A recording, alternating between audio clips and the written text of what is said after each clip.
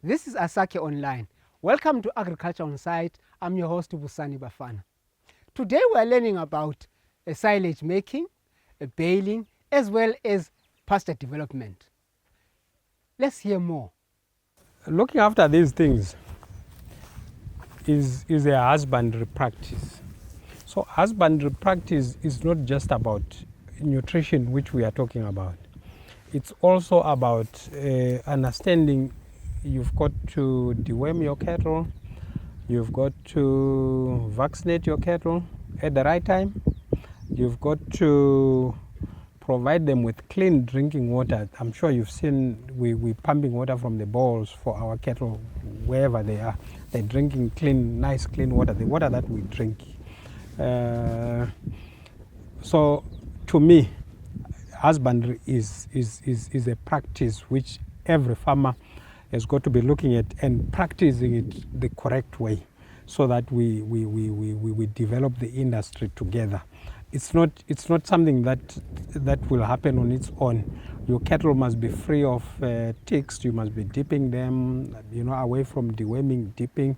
Internal, external parasites have got to be dealt with, and all those things. So it's a practice which comes as a whole package. Now this side is what we were talking about, nutrition. So like I said earlier, the best time to be cutting this hay is when the grass is green. So you cut the grass green, allow it to dry so it doesn't give you problems with mold, because if you bale it wet, it's going to mold and it gets rotten. You will get rotten hay.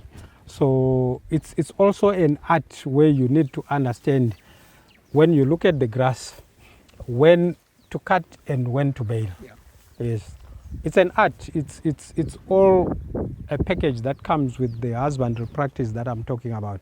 But experience tells us we cannot reinvent the wheel. We do what has been done by the people that have been baling for a long time.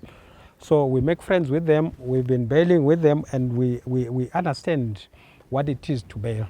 Now, whatever grasses we may be cutting going forward, anybody who cuts grass end of July, August, September, it's now just cutting grass, and it's not the best of grass. So this is why I'm showing you all this grass that you see, and all the other grass that we haven't moved. We've baled it already, but we're just moving it to the farm. But we baled it green. Yeah. So that's the best time. Yeah, that's the best time to cut. You must cut it when it's green. Yeah, but you must also look at the dry windows, like I said. It's an art, because if you don't follow the weather patterns, or you don't understand the weather in your area, or you can just go on Google and see what the weather will be like in the next 2 weeks. So when the weather tells you there won't be rain, it means you can cut. You're going to cut and bale. So you must move in quickly, cut quickly, allow it to dry, and then bale it quickly, and take it away and store it where it won't be rained. So you don't need the rain. But the advantage of the round bales, like you can see, when it rains here and the bale is sitting like this, no water will sit on there. It just splashes and goes. So the bales don't get rotten. But if you lift it and you sit it on this, the surface area is big, so the water will go in, the hay will be rotten. So you don't need to cover this in case it rains. It doesn't get affected, because the surface area doesn't allow water to sit on a round surface. So that's the advantage and that's the main reason why we do the round bales. I'm doing the round bales in particular because I don't want to worry about the rains. And it's a little bit of mechanization that you need to lift them. We use hydraulics to lift them and put them in the trailers and bring them here. It's not a lot of work, but it's just the tractors do it. Right. Yeah. Right. Thank you. Mm-hmm. I would like to understand. Before you went into breeding Siemental, Mm-hmm. you had indigenous cattle. I'm keen to understand now with this discussion that given the challenges of climate change, and that they say our indigenous cattle are hardy, adapted to harsh conditions, have you seen this difference in the performance of the two breeds, indigenous and Siemental? What I want you to do is to go around the country and talk to farmers, see their cattle, understand the fertility of those animals, like how long it takes before they rebreed and all that. My guess is that all animals are the same. That's why I said it's a husbandry practice. So if you do your things right, you'll get calves from any breed. Every 400 days you should be able to get a calf. But I said earlier, nutrition, and nutrition to me is something that goes hand in glove with reproduction. So without nutrition, there's no reproduction. If you also go back to the conversation that we had earlier, I said mortality rates are very high wherever people are not ready for winters that we know are coming. And these are not Siemental breeders I'm talking about. I'm talking about the people you are asking about who are breeding the indigenous cattle. Because if you go to the communal areas, there is lots of cattle dying.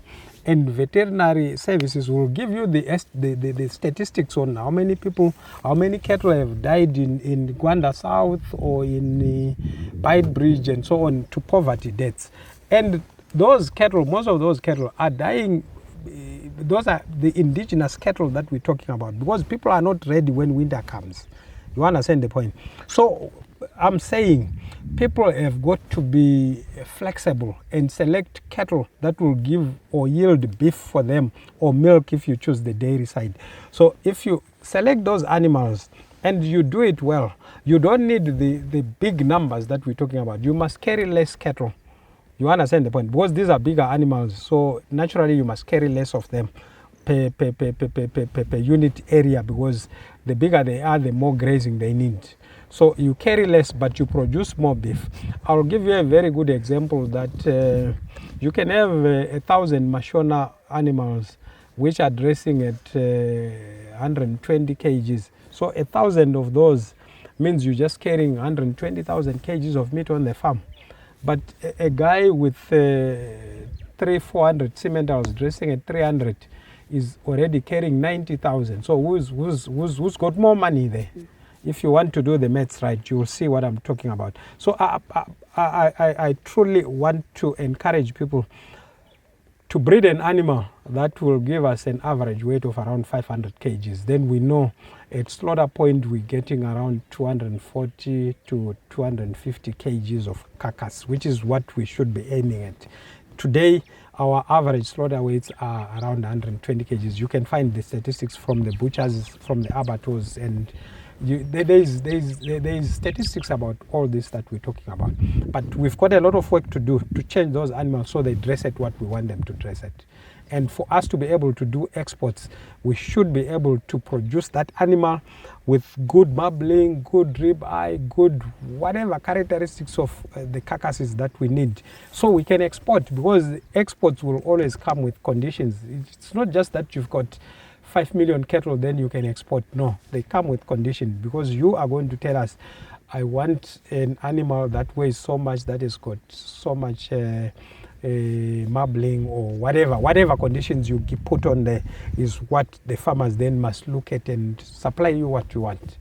So it's important for us to keep the conversation on, talk to farmers, get them. It must be a farmer initiative to say we want to change our cattle.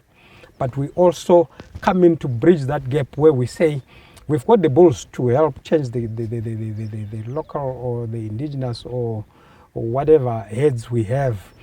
There is need to keep the indigenous heads pure, but between you and me, in Zimbabwe, we don't have 1,000 Mashona cattle. If you didn't know that, we don't have. So you must see that a lot of people, when they look at these other cattle, they think they are Mashona, which is not true. Mashona cattle are less than 1,000 in Zimbabwe today. Even the Nkone cattle are less than 1,000 in Zimbabwe today. The same applies with Tuli, Afrikaner, and all those breeds. We have very small numbers on those cattle. The rest of these cattle are unaccounted for. Nobody knows what breed they are. They call them Mashona because they think any small breed is called Mashona. There you are, farmers. My guest today was Obert Chinhamo, a cattle breeder, particularly he's breeding Siemental heads. This was Asake Online. Join us next time for our next episode on Agriculture on Site. And remember to follow us on our social media platforms at CITE ZW.